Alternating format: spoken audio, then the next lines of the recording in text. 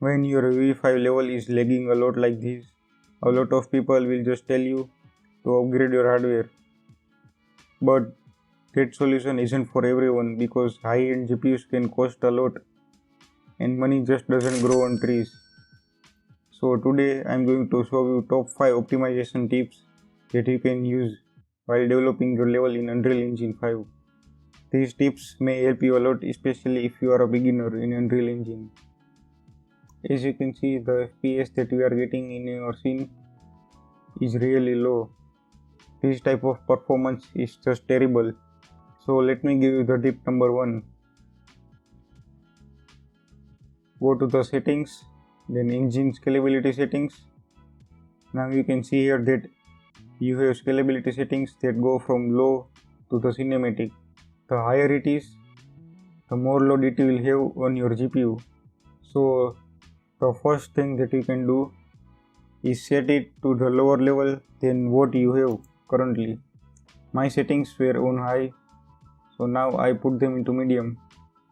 You can just click on high or medium so it can apply this to all of your settings, or you can also individually change the settings by clicking on them here.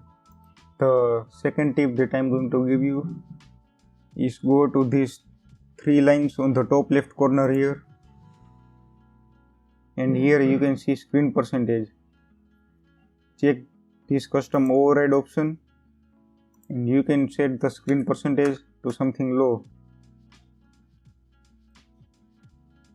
You can notice that my level doesn't look very good right now as it used to before, but I will change the settings back to normal after I am done editing the level. The third tip is about the foliage. When you are painting the foliage on your level, sometimes it may lag.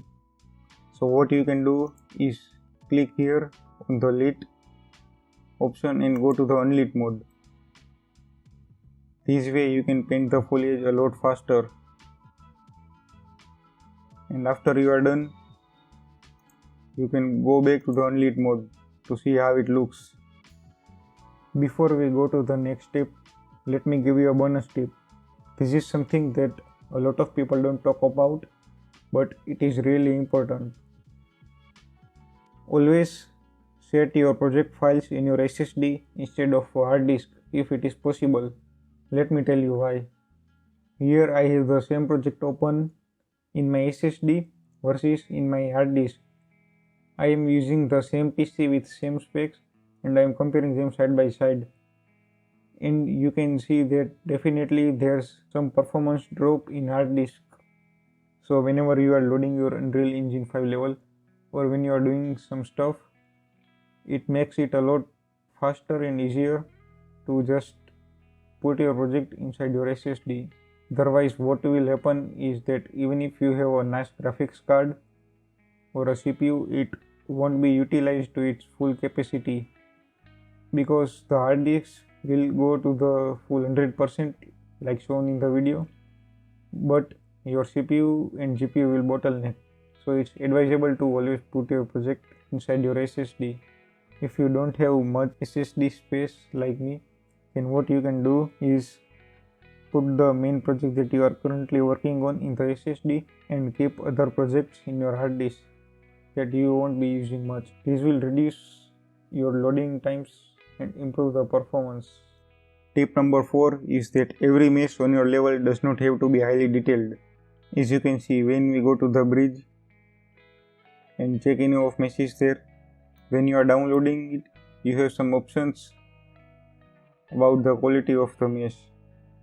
Normally you don't need highly detailed assets if that object is going to be very far away from your camera or your character in the game. This is going to reduce the poly count in your level. The fifth and final tip is also foliage related. For that we will have to go into the foliage mode. Now as you can see, I have a lot of foliage here such as grass, bushes and trees. So I can click on my foliage here, select them all, scroll down and go into the instance settings, and there is a setting called curl distance. Right now it is set as 0, but when I set the maximum curl distance at 1000, you can see that I can only see the grass that is here and I can't see the grass in this area. I can also increase the curl distance so that I can see more grass on my surrounding area. This setting is going to help you a lot, and this isn't just for foliage, as you can also use this on the objects inside your level. So that's it for today's video.